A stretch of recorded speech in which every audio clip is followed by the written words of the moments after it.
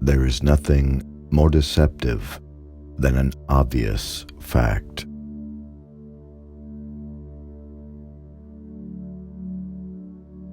Mediocrity knows nothing higher than itself, but talent instantly recognizes genius.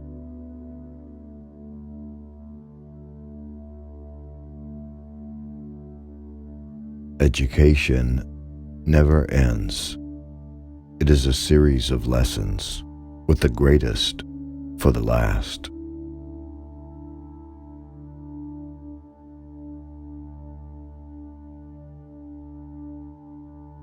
It is my business to know what other people do not know.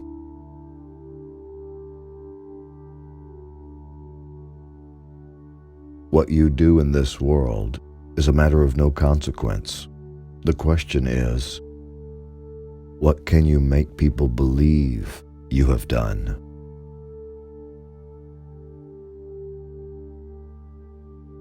My mind rebels at stagnation. Give me problems. Give me work. Give me the most abstruse cryptogram or the most intricate analysis. And I am in my own proper atmosphere. I can dispense then with artificial stimulants, but I abhor the dull routine of existence. I crave for mental exaltation. That is why I have chosen my own particular profession, or rather created it, for I am the only one in the world.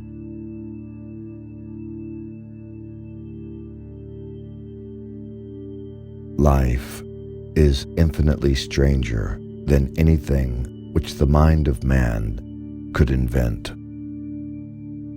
We would not dare to conceive the things which are really mere commonplaces of existence. If we could fly out of that window hand in hand, hover over this great city, gently remove the roofs, and peep in at the queer things which are going on, the strange coincidences, the plannings, the cross purposes, the wonderful chains of events, working through generations and leading to the most ineffable results. It would make all fiction, with its conventionalities and foreseeing conclusions, most stale and unprofitable.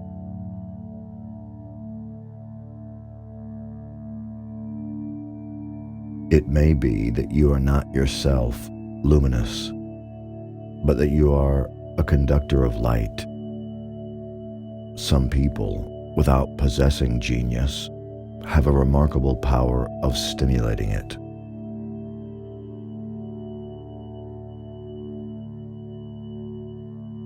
I am a brain. The rest of me is a mere appendix.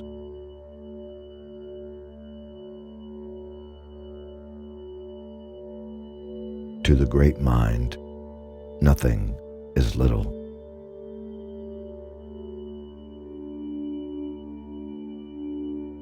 I'm not a psychopath. I'm a high-functioning sociopath. Do your research.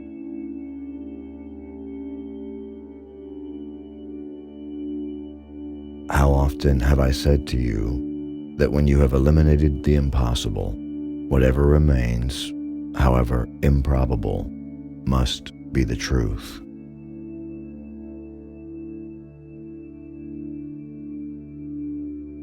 Do you remember what Darwin says about music? He claims that the power of producing and appreciating it existed among the human race long before the power of speech was arrived at. Perhaps that is why we are so subtly influenced by it. There are vague memories in our souls of those misty centuries when the world was in its childhood.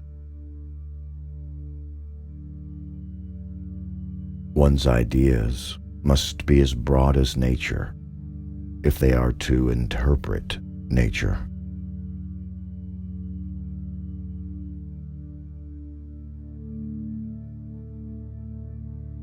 A man always finds it hard to realize that he may have finally lost a woman's love, however badly he may have treated her.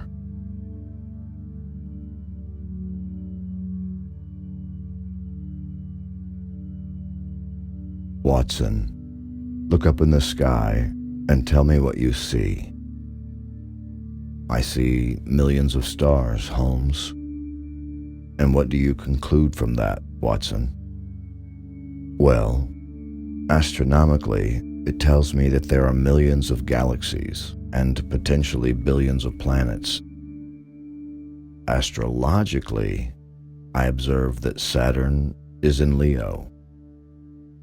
Horologically, I deduce that the time is approximately 3:15. Meteorologically, I suspect that we will have a beautiful day tomorrow. Theologically, I see that God is all-powerful, and we are small and insignificant. What does it tell you, Holmes? Watson, you idiot, someone has stolen our tent.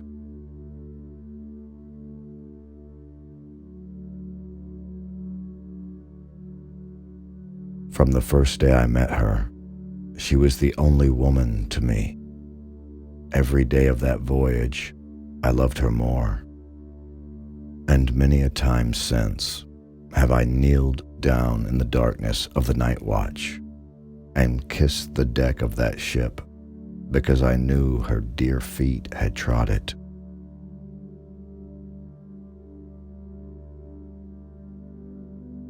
She was never engaged to me. She treated me as fairly as ever a woman treated a man.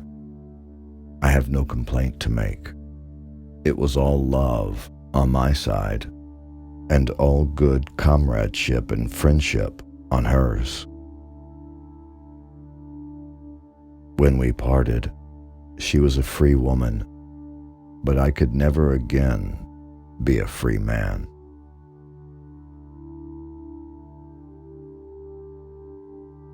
How sweet the morning air is. See how that one little cloud floats like a pink feather from some gigantic flamingo. Now, the red rim of the sun pushes itself over the London cloud bank. It shines on a good many folk, but on none, I dare bet, who are on a stranger errand than you and I. How small we feel with our petty ambitions and strivings in the presence of the great elemental forces of nature.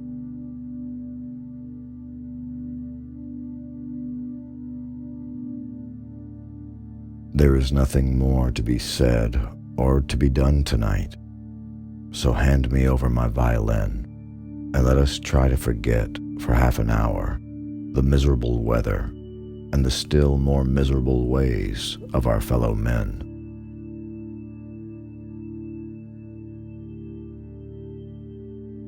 No, I'm not tired. I have a curious constitution. I never remember feeling tired by work, though idleness exhausts me completely.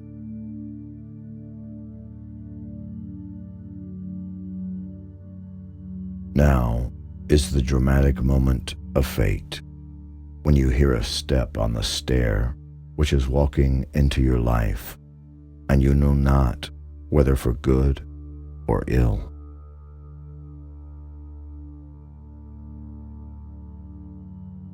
I loathe every form of society with my whole bohemian soul. I would rather remain in my lodging buried among old books and alternating from week to week between cocaine and ambition. the drowsiness of the drug, and the fierce energy of my own keen nature.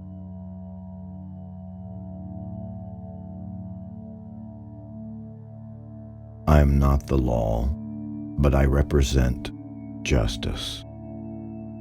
My business is that of every other good citizen, to uphold the law.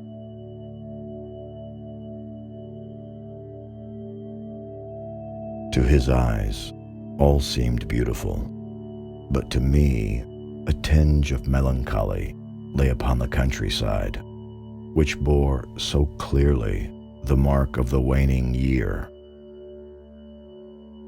Yellow leaves carpeted the lanes and fluttered down upon us as we passed.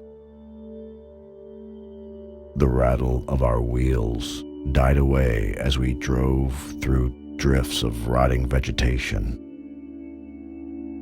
Sad gifts, as it seemed to me, for nature to throw before the carriage of the returning heir of the Baskervilles. My sympathies and my love went out to her, even as my hen had in the garden. I felt that years of conventionalities of life could not teach me to know her sweet, brave nature, as had this one day of strange experiences. Yet there were two thoughts which sealed the words of affection upon my lips. She was weak and helpless, shaken in mind and nerve. It was to take her at a disadvantage to obtrude love upon her at such a time. Worst still, she was rich.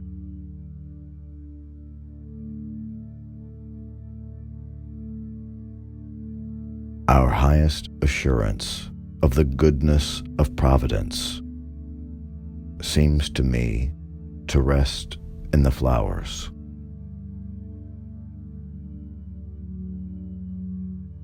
All other things, our powers, our desires, our food, are all really necessary for our existence in the first instance. But this rose is an extra. Its smell and its color are an embellishment of life, not a condition of it.